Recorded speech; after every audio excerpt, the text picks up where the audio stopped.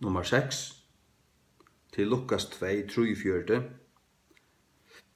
Lukas 2:43. And when they had fulfilled the days as they returned, the child Jesus tarried behind in Jerusalem, and Joseph and his mother knew not of it. Føroyskt King James. Og ta det fullført det som ta vent og attor dvalte badne Jesus etter i Jerusalem. Og Josef og mor hans visste du ikke av tog. Josef og mor hans gamla danska.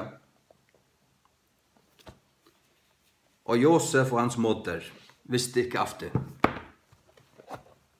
Luther, hva følger der Luther?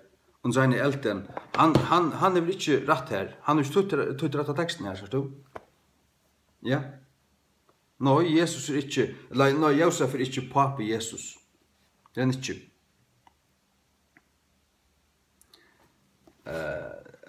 Viktor, foreldre hans visste du ikke alltid. Foreldre hans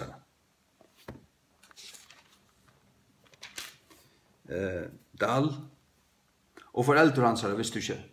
La varna og det ikke. Nei, til Josef og mor hans Det sier seg selv til den at lesehatteren. Og det finnes handrit vi til lesehatteren. Vi til lesehatteren. Og det den at lesehatteren. Det vet vi som kjenner Jesus.